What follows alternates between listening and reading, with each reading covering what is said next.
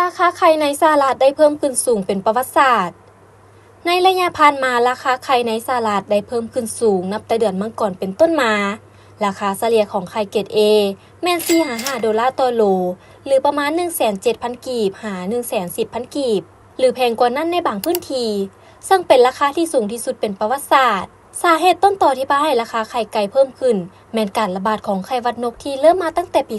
2022 ส่งผลให้มีการทำร้ายแม่ไก่ที่ติดเชื้อจำนวนหลายล้านตัวเหตุให้จำนวนไข่ไก่ในตลาดลดลงอย่างหลวงหลายกระทรวงเกษตรกรรมของสหรัฐได้คาดคะเนว่าราคาไข่มีท่าเอียงที่จะเพิ่มขึ้น 20% ในปีนี้และถึงแม้ว่าผู้บริโภคจะสามารถซื้อไข่ไก่ได้แต่บางครั้งอาจมีปัญหาในการซอกซื้อไข่ไก่เนื่องจากร้านขายเครื่องย่อยบางแห่งบ่สามารถซอกไข่เพิ่มได้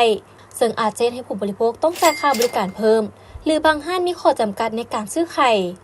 และล่าสุดในต้นเดือนกุมภาพันธ์ 2025 ที่ผ่านมา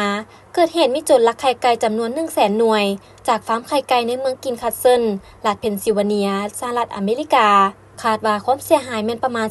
$40,000 หรือประมาณ800 กว่าล้านกีบปัจจุบันยังบ่มีรายงานว่าสามารถจับกลุ่มคนร้ายได้เหตุการณ์นี้สะท้อนให้เห็นถึงผลกระทบของวิกฤตการราคาไข่ในสหรัฐอันนำไปสู่การกระทำผิดกฎหมายเพื่อแสวงหาผลประโยชน์จากผลิตภัณฑ์ที่ขาดแคลนนอกนั้นกระทรวงเกษตรกรรมของสหรัฐยังได้แจ้งเตือนประชาชนและนักธุรกิจควรเพิ่มทวีความระมัดระวังและติดตามสภาพการณ์อย่างใกล้ชิด